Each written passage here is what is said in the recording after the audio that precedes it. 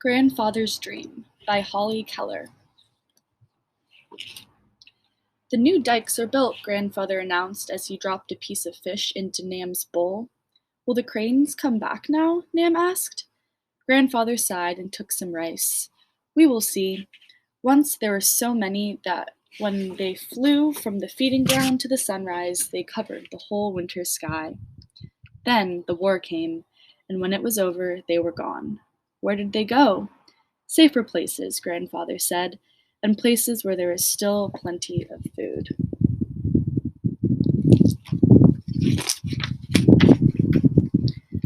Mama poked the fire impatiently and turned over the last piece of fish. Hurry and finish now, Nam, she said. It's late. Our grandfather has made the whole village of Tam Nong worry about these birds that aren't good for anything. Papa patted Nam's hand. When the rain comes, the land inside the dikes will flood with water the way it always used to. The plants will grow again, and the cranes will come home. What if they don't?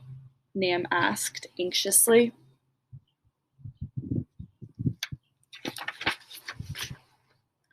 If they don't, Papa said, putting down his bowl, then the farmers will take back the land your grandfather and the others have reserved for the birds and use it to plant more rice. Grandfather shook his head. And then all we will have are flat stomachs, he said angrily, and got up from the table. It is past bedtime, Nam, said Mama.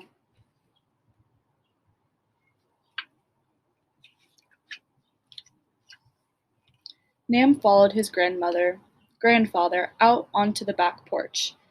He moved his sleeping mat close to where Grandpa was sitting, and his puppies, Kom Tom and Cho Pen, stretched out next to him. Grandfather, Nam asked, why do you want the cranes to come back so much? Because Vietnam was their home, the old man answered. Cranes are strong birds and live long lives. We believe they brought us good luck.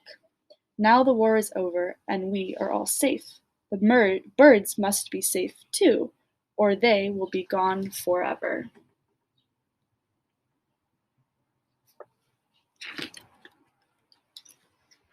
Grandfather sat for a long time without talking. Aren't you going to tell a story tonight? Nam asked finally. Grandfather smiled. A short one, he said, because it's late. In the old days, Grandfather began, when there were still otters in the river, my father caught 2 young ones. He brought them home for me, and we fed them little pieces of cooked fish. When my father and I trained them to catch live fish and bring them home. Why didn't they eat the fish they caught? Nam asked. Grandfather laughed. Because we have taught them to eat only cooked fish, and they had forgotten that they were supposed to eat the live ones.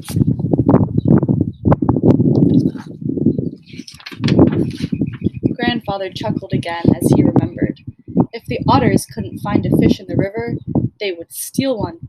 The women who were fixing dinner at the edge of the water were too busy talking to notice if a fish was snatched, and later they could never figure out what happened to their food. Nam fell asleep smiling because the otter story was his favorite.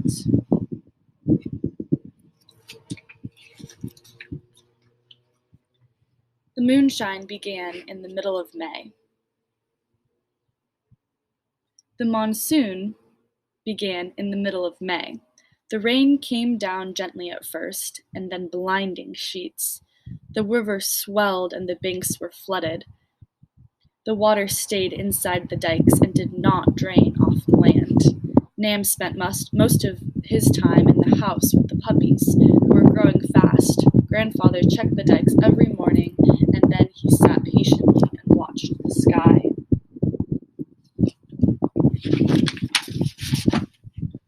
When the rains finally stopped, Grandfather got up early every morning to look for the cranes. Mama always had a bowl of steaming soup ready for him when he came home. Did you see anything today? Papa asked. Grandfather shook his head. But they will come, you will see. Last night I was sure I heard their call.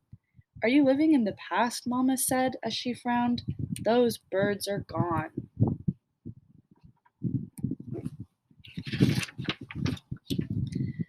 The days of the dry season were passing, and there was still no sign of the cranes. The village committee met and decided that if the birds did not come back before the next rainy season, the land in the reserve would be planted with rice. Grandfather was very sad. It was a silly dream, he said, and Nom felt sad too.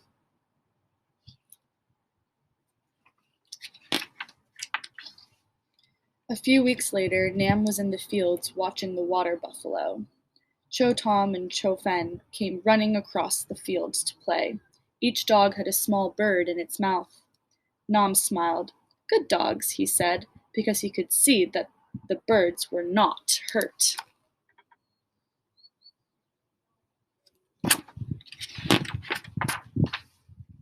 When Nam got home, Grandfather was taking a nap. My dogs are just like your otters, Grandfather, Nam called. Grandfather opened his eyes. Are they catching fish? No, Nam said, and he laughed. Birds, baby birds. Then Nam whispered to Papa. The birds were gray and funny looking, and I have never seen that kind before. Papa rubbed his chin thoughtfully, and then put his finger across his mouth so Nam would know not to say anything.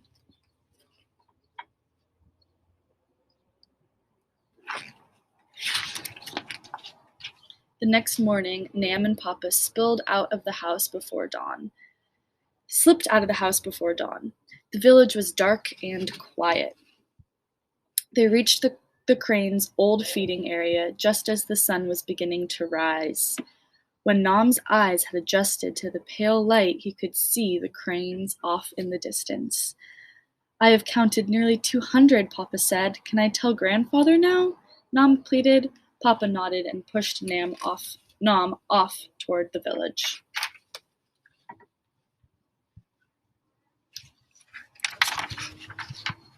Nam couldn't get his feet to move fast enough. The sun was getting brighter, and he knew the birds would soon be in the sky. Come quick, Grandfather, he shouted as he ran down the path. He pulled Grandfather by the hand across the bridge and out towards the dikes.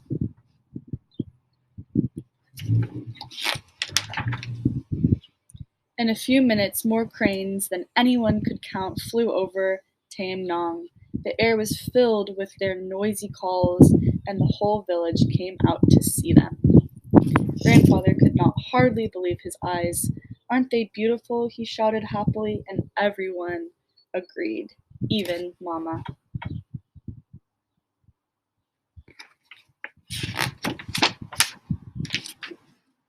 That night, when Nam was ready to go to bed, Grandfather sat down next to him. It was a good dream after all, Nam said softly. Do you think the cranes will stay now? That is up to you, Grandfather said, and Nam understood. The end.